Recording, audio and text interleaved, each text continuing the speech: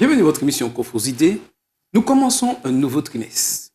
Nous allons étudier au cours de ce trimestre Néhémie et Esdras, deux prophètes qui se trouvent dans la Bible, à qui une mission particulière était donnée: sortir de Babylone pour entrer à Jérusalem. Toute une histoire que nous allons découvrir au cours de ce trimestre.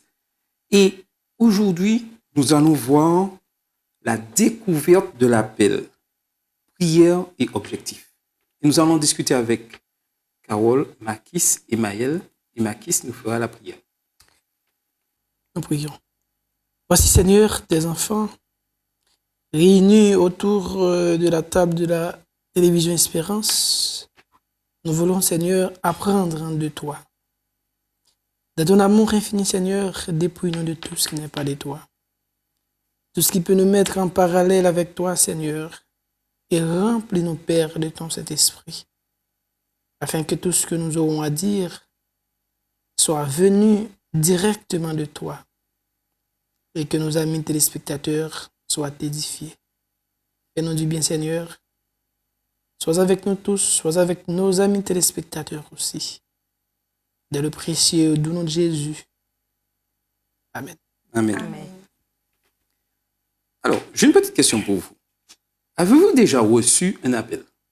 Oui, un appel téléphonique. Oui. Alors, lorsque vous recevez un appel téléphonique ou autre, quelle est votre réaction? Déjà, on dit allô, si c'est téléphonique. On essaie de savoir de qui il s'agit. On est plutôt curieux de savoir qu'est-ce qui sera dit. Oui, bien sûr. Tout à fait. Lorsqu'on reçoit un appel, on se met à l'écoute de l'autre personne pour savoir qu'est-ce que l'autre personne a à nous dire. Tout à fait. Oui ou non? Oui. On est prêt à écouter. Et lorsque Dieu nous appelle, est-ce qu'on est prêt à écouter ce que Dieu nous dit? Parfois non. Mais c'est devrait être toujours oui. On arrive même à se dire, malheureusement, en parlant d'appel de Dieu, on arrive même à se dire, est-ce que tu m'as appelé? Est-ce que j'ai bien entendu? Est-ce que c'était toi? Enfin bon, finalement, ce n'est plus aussi simple parfois que de comprendre de quoi découle cet appel et si c'était vraiment un appel. Ouais, c'est ça le problème. En fait, parfois nous avons reçu l'appel, mais c'est pas toujours facile de déterminer exactement de qui vient l'appel. D'accord. Alors, lorsqu'on vous appelle au téléphone, même si la personne n'a pas donné son nom, son prénom, est-ce que vous savez le plus souvent c'est qui? Même pas l'histoire qu'on voit le numéro, mais en entendant la voix de la personne, est-ce que vous savez c'est qui? Oui. Si c'est quelqu'un qu'on entend souvent, on est capable de déterminer, oui, écoute, c'est ma mère qui m'a appelé, ou sans que le numéro ne s'affiche, on reconnaît la voix. La voix, même si c'est un ami, une amie, on reconnaît la voix. Mais lorsque Dieu nous appelle, est-ce qu'on reconnaît la voix de Dieu? Et Inch'Allah, ça m'arrive souvent, quand tu m'appelles, c'est toujours appel privé. Mais par contre, quand tu parles, je vois que c'est toi. Il suffit de dire allô, je vois que c'est toi. C'est parce que je te connais, parce que je suis habitué avec toi. C'est aussi pareil pour Dieu. Si nous avons une relation avec Dieu, dès que Dieu nous appelle, nous allons déterminer rapidement que c'est lui qui nous appelle. Tout à fait. C'est exactement ce que j'allais dire. En fait, pour pouvoir savoir qui est cette personne qui nous appelle, il faut déjà connaître la personne. Donc, pour Dieu, c'est pareil. Si on a l'habitude de parler à Dieu, de savoir ce qu'il attend de nous, qu'on est déjà au fait de ce qui pourrait correspondre à ce que Dieu veut et ce qui pourrait correspondre à ce qu'il ne veut pas, eh bien, ça nous facilite les choses quand il s'agit des appels de Dieu. Tout à fait. Mais je suis d'accord, mais il y a quand même de ceux qui, sans connaître Dieu ou qui reçoivent des appels. Je parle pour souvent des nouveaux baptisés, par exemple, où à un moment de ta vie, tu sens que c'était la révélation, tu as entendu que Dieu t'appelle, t'interpelle sur un fait sans que tu n'aies eu forcément de relation très développée avec Dieu.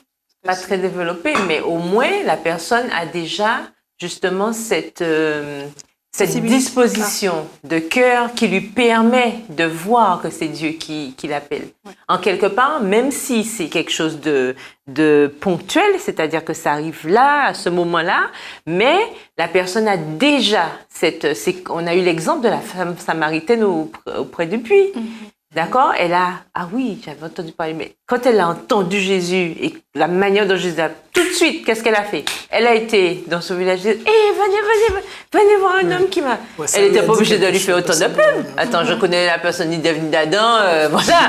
Non, c'est que, voilà, la disposition déjà permettait cette ouverture et c'est ce qui arrive quand les gens ont justement cette révélation par rapport à Dieu, mais leur cœur est déjà préparé. On a aussi l'exemple de l'eunuque avec Philippe.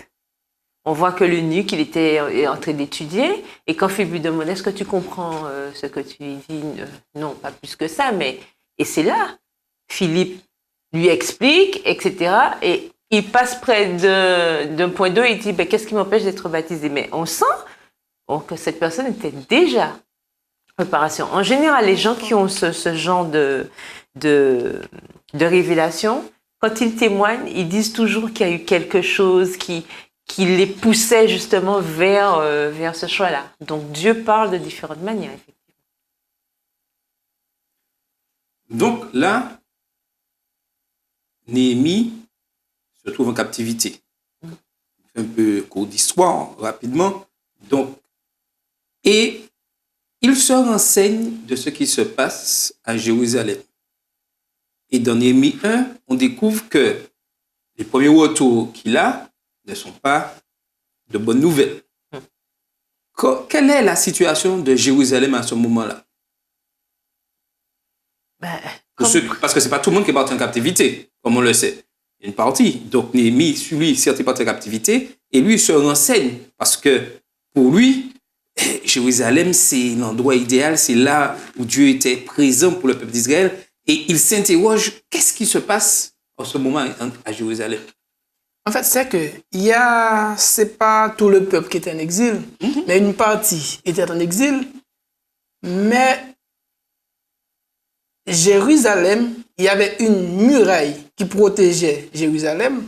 Mais cette muraille était... Ça a été détruite, puisque Jérusalem a été envahie. La muraille a été détruite et les portes de la muraille. Donc, Jérusalem n'était vraiment pas en sécurité. C'est ça le grand problème qu'avait Néhémie. Et comme prédit, de toute façon, on avait prédit déjà la chute de Jérusalem. Donc, Jérusalem, à l'époque, est complètement détruite, d'accord ? A été envahi par les Babyloniens, etc. Donc, du coup, tout le monde se retrouve vraiment perdu, dans la misère en plus, parce que on a Babylone. Enfin, les Babyloniens sont partis avec ceux qui avaient le sang bleu, comme on dit, c'est-à-dire les jeunes, beaux, forts, qui étaient donc les plus érudits du peuple. Mais le reste du peuple, il y a une bonne partie qui était restée sur Jérusalem. D'accord? Donc, on est parti avec les princes et tous ceux qui avaient les moyens, etc. Tous ceux qui avaient les moyens aussi intellectuels pour pouvoir enrichir, bien sûr, Babylone et ses grandes connaissances et tout ce qu'on sait de cette grande ville. Et ils avaient laissé une partie du peuple là, dans la misère, la déchéance. Et c'était la ville était dans un état lamentable. On continue un peu l'histoire où nous voyons là où Néhémie se trouve qu'une partie du peuple est déjà retournée à Jérusalem et ont commencé à construire.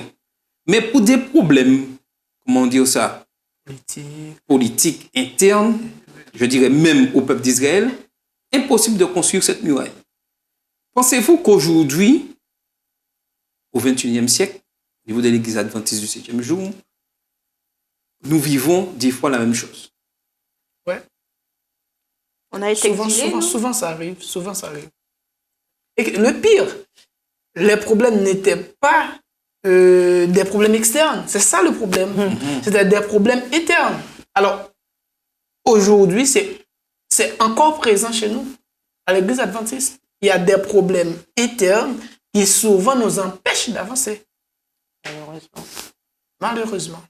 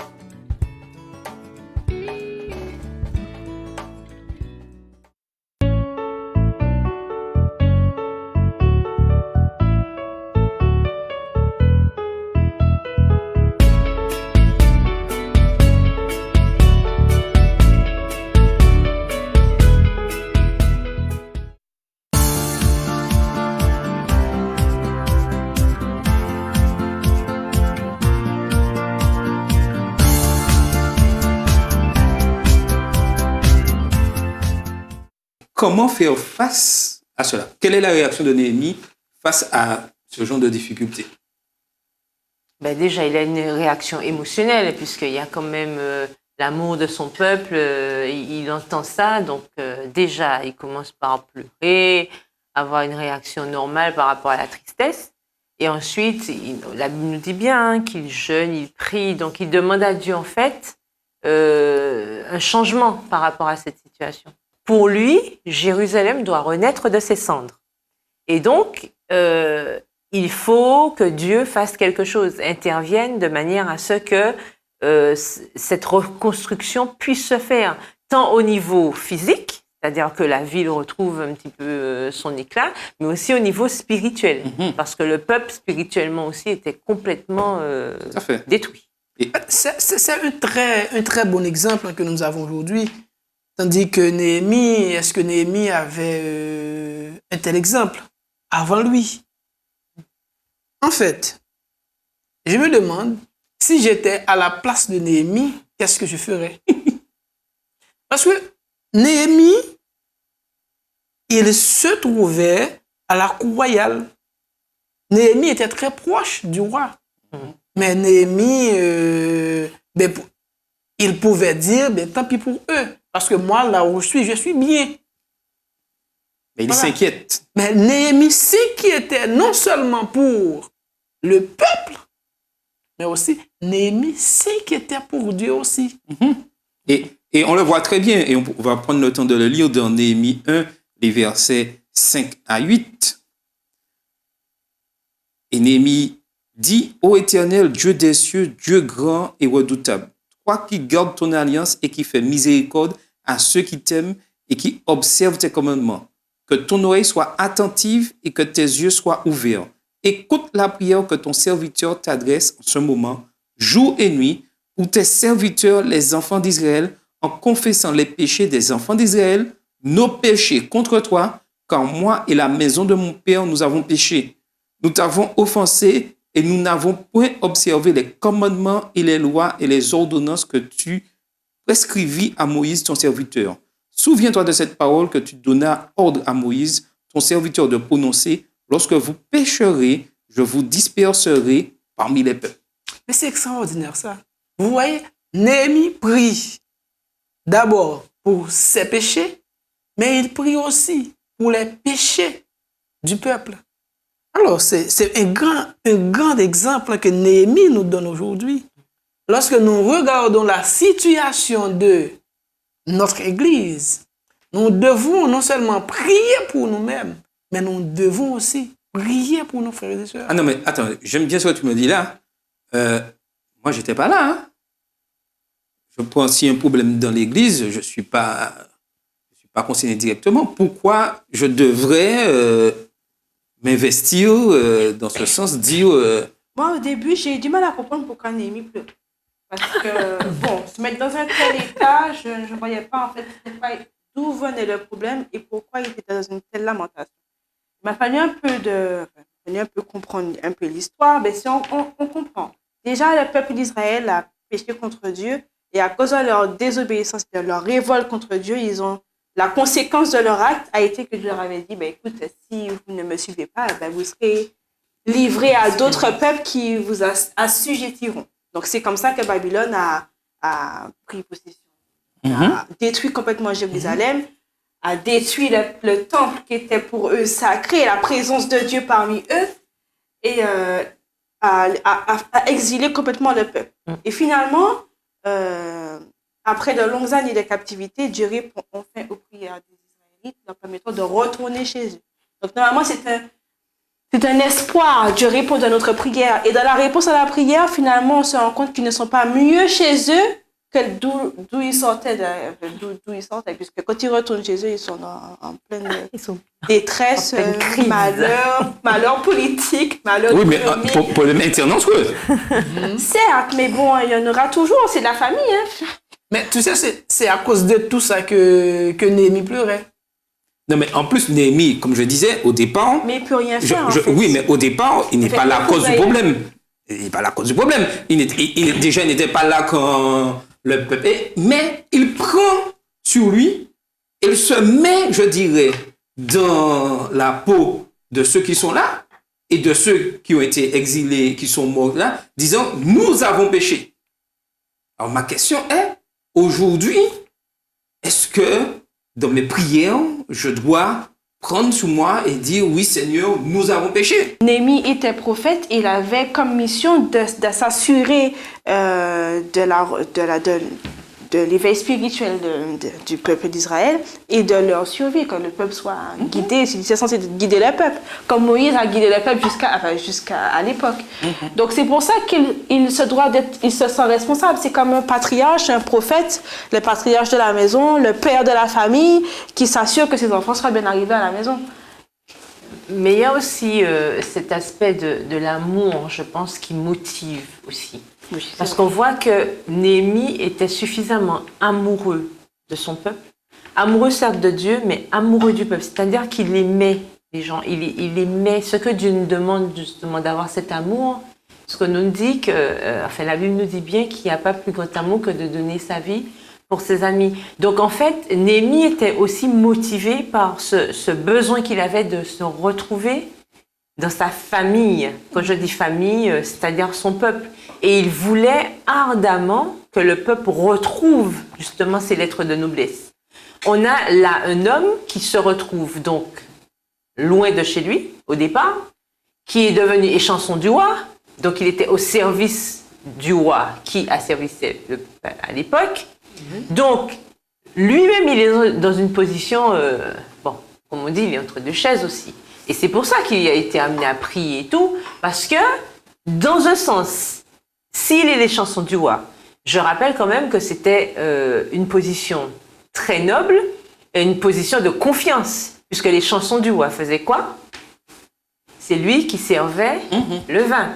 Donc, qui dit je sers le vin, dit c'est moi qui vérifie s'il n'y a pas de poison, s'il n'y a pas de... Voilà, c'est lui qui était en charge aussi, en quelque part, de la sécurité culinaire du roi. Donc, en fait, c'est quelqu'un à qui le roi faisait confiance. Voilà.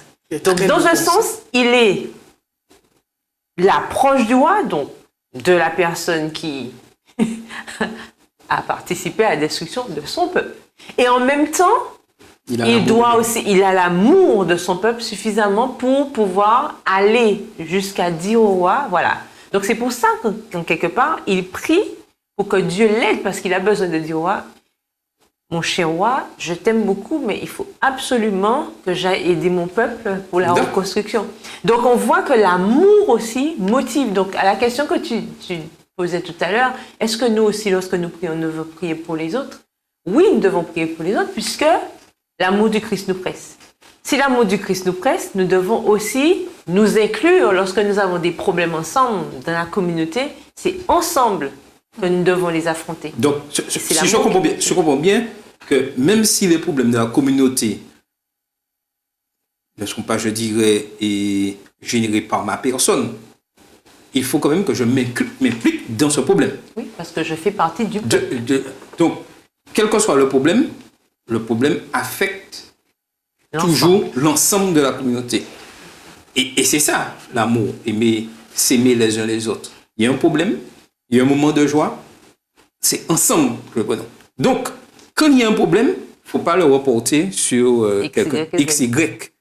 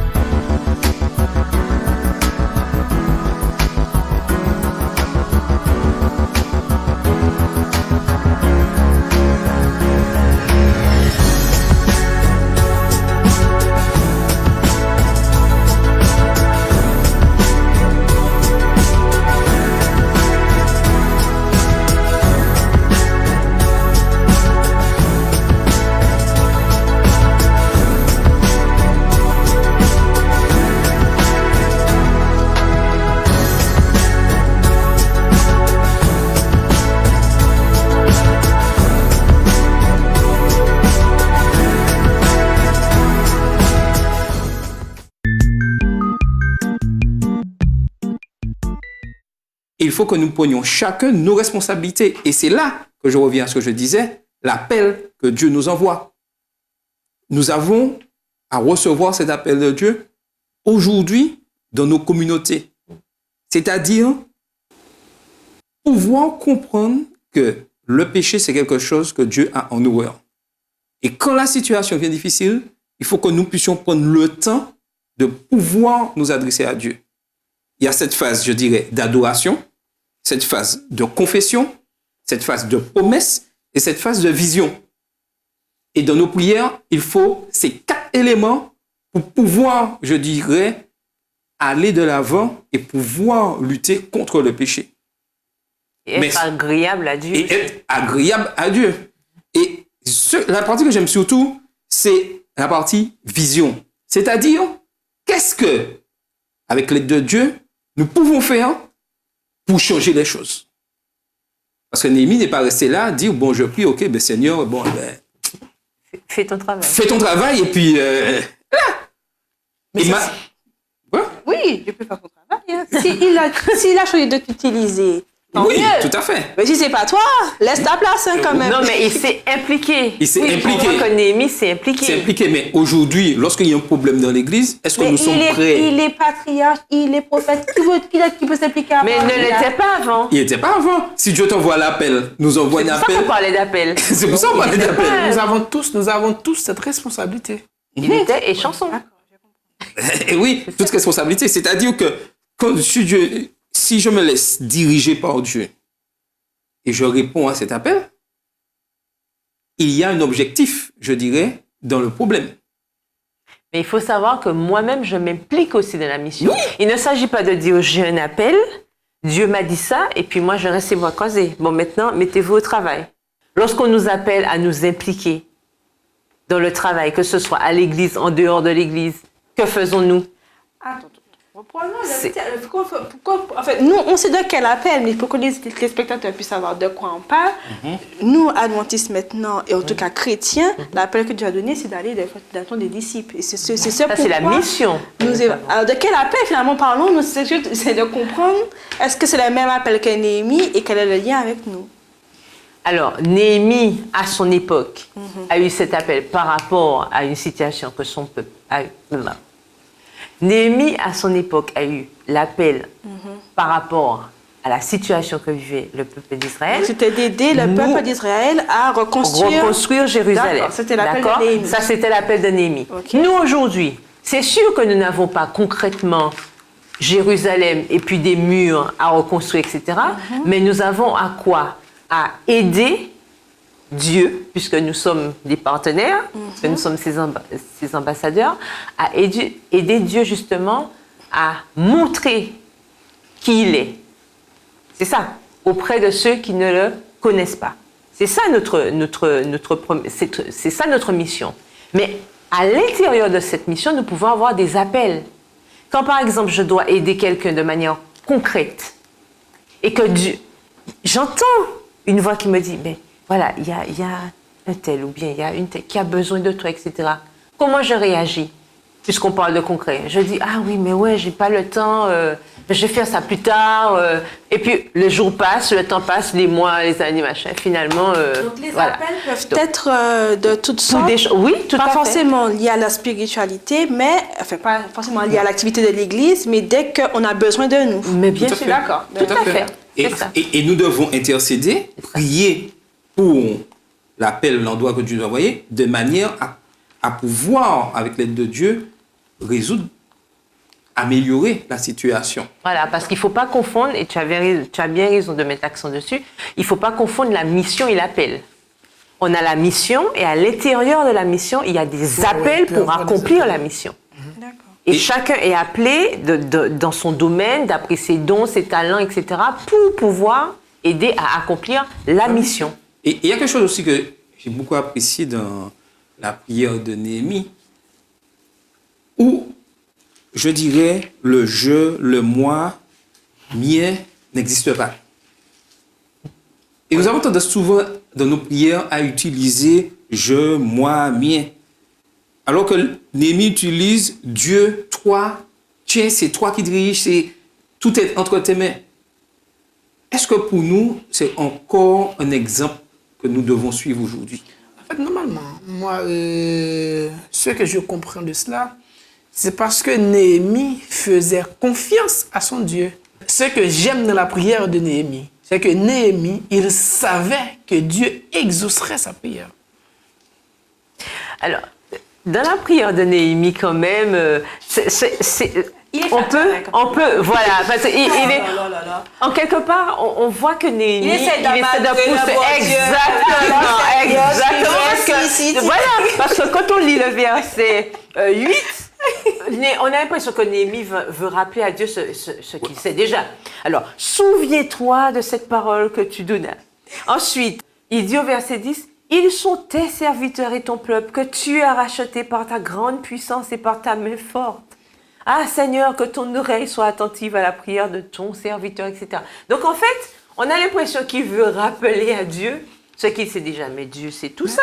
Mais vous savez que Dieu... comme tu dis, c'est une manière de s'humilier, c'est de dire, mais Seigneur, tu vois bien dans quelle situation on est. Mais c'est vrai qu'ils ont fait ça, mais s'il te plaît, ne rentre pas, je m'avais que ce sont tes enfants quand même. Vous savez que Dieu... c'est ça. Vous savez que Dieu a besoin de cela. Il appelle la compassion de Dieu. Il a besoin de cela aussi. Dieu a besoin de cela. Non, mais... Bon, alors, moi, j'ai quand même une nuance, parce que j'avoue que quand j'ai lu la première fois, j'ai dit, mon Dieu, puisque c'est Néhémie est flatteur. Ah ouais, Néhémie est bon flatteur.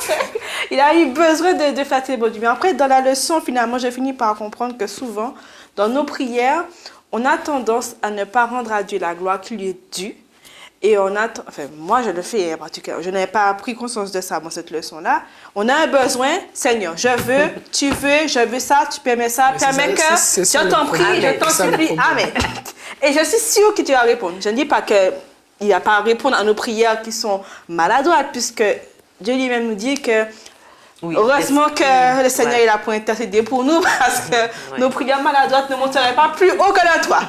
Mais finalement, cette leçon-là, ce qu'il faut retenir, parce que bon, l'homme est ce qu'il est, Néhémie est ce qu'il est, nous aussi, il faudrait qu'on arrive à, dans nos prières, à moins se concentrer sur nous.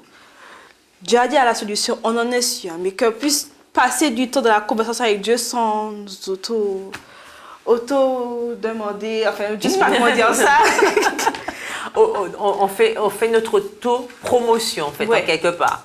Hein, parce qu'on veut toujours mettre en avant... Et la leçon aussi propose, finalement, l'auteur propose aussi de réclamer les promesses de Dieu, parce que finalement, en fait, quand Néhémie parle comme ça, il se rappelle des promesses de Dieu et finalement, ça devient concret pour lui. Ce n'était pas seulement de la flatterie à Dieu, mais en fait, c'est un moyen... Quand on passe du temps avec Dieu, on finit par dire, mais en fait, tu avais dit ça. Ah, mais comme tu as dit ça, eh ben, je pourrais faire ça. Mais tu as promis que ça, c'est facile alors. C'est bon, on peut... Amen, on y va, j'ai la foi. Non, mais c'est une façon de se conforter. Voilà. Et c'est là le but de cette prière-là. Et nous arrivons à la fin de notre émission. Le but de cette prière-là, c'est d'amener de comprendre que c'est Dieu qui dirige les choses et que nous devons entrer dans le plan que Dieu a mis en place.